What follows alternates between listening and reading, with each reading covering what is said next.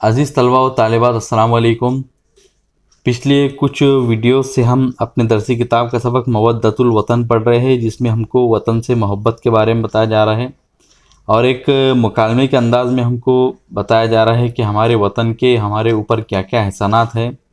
اور ان احسانات کو ایک ٹیچر اپنے طالب علم کو بتا رہا ہے، جن میں سے کچھ احسانات اس سے پہلے کے ویڈیو میں ہم کو بتا دیے گئے ہیں۔ اب اس ویڈیو میں ہم کو مزید ہمارے اوپر ہمارے وطن کے کیا احسانات ہیں وہ بتائے جا رہے ہیں۔ تو بتایا جا رہا ہے کہ وَنَتَّخِذُ مِنْ أَبْنَائِهِ رُفَقَاءَ يَشْتَدُّ بِهِمْ سَاعِدُنَا وَيَتَقَوَّى بِهِمْ جَانِبُنَا۔ ہم ایک ایک لائن کو دیکھیں گے اور اسے سمجھیں گے۔ وا مطلب اور، نتخذ مطلب ہم بناتے ہیں لیتے ہیں، من مطلب سے، ابنائی مطلب بچے، اور ہی مطلب اس کے، رفقاء مطلب دوست، یشتد مضبوط ہوتے ہیں، بی مطلب ذریعے سے، اور ہم مطلب ان کے، ساعد مطلب کلائیاں، اور نا مطلب ہماری، وا مطلب اور، یتقوی مطلب مضبوط کرتے ہیں، بی مطلب ذریعے، یہ سے، اور ہم مطلب ان کے، جانب مطلب بازو، اور نا مطلب ہمارے۔ نتخذ ایک فعل مضارع ہے، صیغہ استعمال ہوا ہے جمع متکلم کا، من حرف جر، ابنائی مضاف، اور ہی مضاف الیہ، مضاف الیہ مل کر بن جائیں گے مجرور من حرف جر کا، اور اس طرح من حرف جر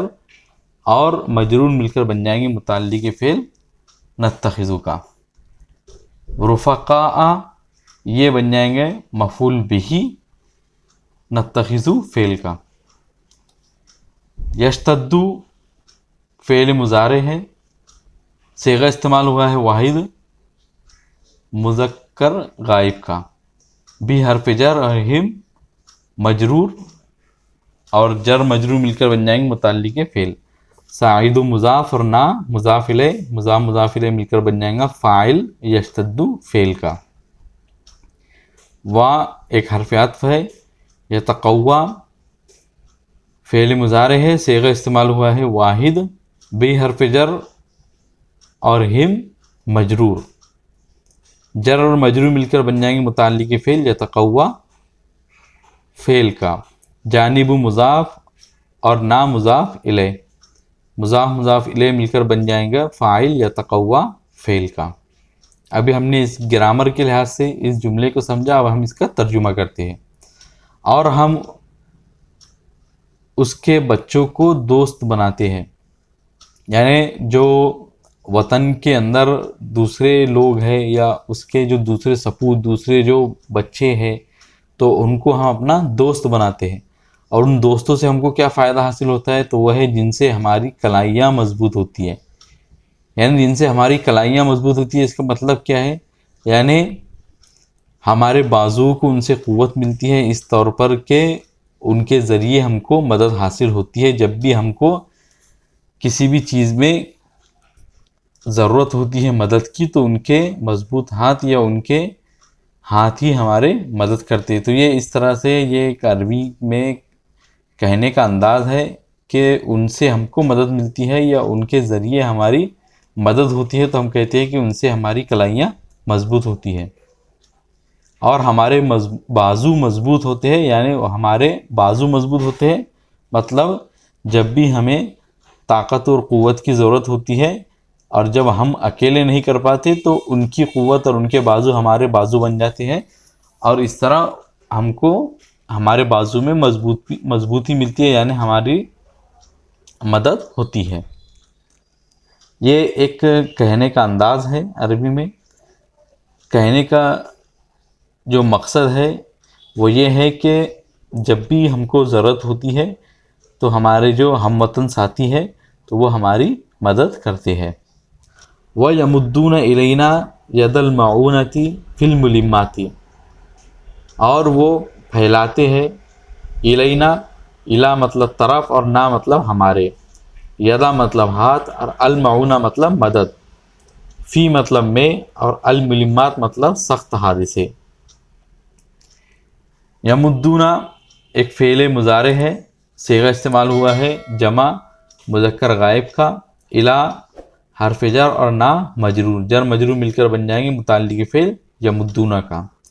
یدا مضاف اور المعونہ مضاف الیہ، مضاف الیہ مل کر بن جائیں گے مفعول بہ یمدون فعل کا۔ فی حرف جر اور الملمات مجرور، جر مجرور مل کر بن جائیں گے متعلق فعل۔ ترجمہ اس کا ہوگا اور مصیبتوں میں ہماری طرف مدد کے ہاتھ بڑھاتے ہیں، یعنی جب بھی